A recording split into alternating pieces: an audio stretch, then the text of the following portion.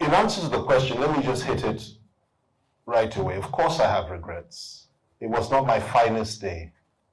It was not my finest performance. And I lost control. I was annoyed. And I allowed my anger to becloud my better judgment. And I did it in a way that, at that point, I really didn't care who was listening. If you remember, I said, look, let the cameras be rolling. I just don't care. Nobody, no leader should get to that point. And it was, I disappointed myself, my family. I disappointed my friends, my leaders, those that brought me into, or really trained me and brought me into the public limelight and into public office, like President Obasanjo and so many others who I revere. I disappointed myself, so I deeply regret it. Nobody at any time should react in such a way. But it happens to us from time to time, especially when you've been on the road for 2.5 weeks. At that time it was about 1.5 weeks, I don't know what it was, I've forgotten. And we did 8 hours with the governor. I don't know where these people get this energy. I don't know where Ayade gets his energy from, because he was out the following day again. But I was tired.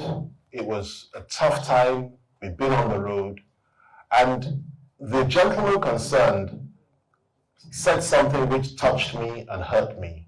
And I felt deeply insulted, genuinely so, deeply insulted.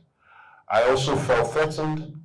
I also felt dehumanized almost, because he didn't ask a question. And I'm not here to point any fingers at anybody. As far as I'm concerned, I put this matter behind me.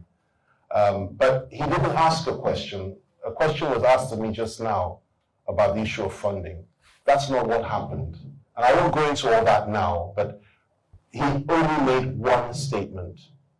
And the statement that he made was, well, we do not know who is bankrolling you to do all this. That is what he said to me. This was disrespectful, it was unacceptable, and it was an attempt to provoke me. And of course, I fell for it. And I'm usually smarter than that. I should have smiled, said something, and moved on. But I lost it. And my response was disproportionate and unacceptable. And this is precisely why I've expressed my regrets. Not just to the NUJ, not just to my friends and colleagues. I had to apologize to my family members. I had to apologize to everybody. And I will continue to apologize for that, because it's indefensible. I also reach out in love to the young man concerned, who said he's a bishop of Olumba. I reached out to him in love, and I hope he apologized to me immediately. He also attempted to see me afterwards to apologize again. His colleagues that were all there apologized to me and told him that what he did was wrong, because they witnessed it. So for me, the matter is closed. And I'm also taking this opportunity to reach out to him and to apologize to him personally too for being so harsh, for being so tough. It's not easy for me to say this today. It's not easy for me to speak like this.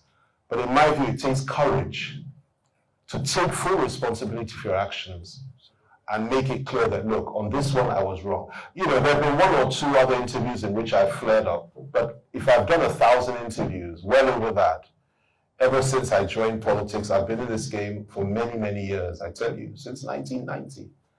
And I've done thousands of interviews. If I made a slip up, or I made a mistake, or I lost it, maybe 5 times in that period with journalists, that does not mean to say I'm an enemy of journalists. I'm a friend of the journalists. I'm a friend of those of you that I've worked with for so many years. And I speak out when governments come after you. When the young man who, I've forgotten his name, from Premium Times was locked up by this government, I was the first to speak out. When Shuri of Sahara Reporters was arrested, I spoke out and I worked hard behind the scenes to see how we could get him out. Sahara Reporters is not my best friend. They've attacked me many times over the years, in a very, very vicious way, I might add. Not just me, family members of mine too, but it didn't matter to me. When Baguba Kauto, one of your colleagues, late colleagues, was murdered, during the time of Nadeku, I spoke out. I constantly and consistently speak out against injustice and the violence of governments that are illegitimate and tyrannical. I am the voice of the voiceless. I am the one that stands for those that are too weak to speak for themselves. I've been to all the communities, not all, but most of the communities in the North, where people have been slaughtered like flies. Not many of our leaders have done that. I've visited these communities. I've spoken so many times in areas in the North, particularly in the Christian areas, because I happen to be a Christian, but I'm also doing that in Muslim areas as well now, having been to Zamfara and Sokoto, where people are slaughtered like flies. I've spoken against the herdsmen. I've spoken against Boko Haram. I've spoken against the killing of IPOB members. I've spoken against the oppression of the oppressed. That's me. That is me. And I will continue to do that.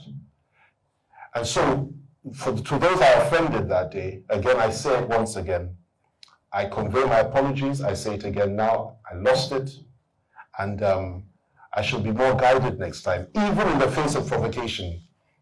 Well, we'll now know that sometimes these things are traps in order to make you slip. And what pained me the most, if I might just add this, CPS, is this, that everything I discussed and I said at that conference about the good work of the state governor, and it really was impressive with limited resources. Nobody spoke about that anymore.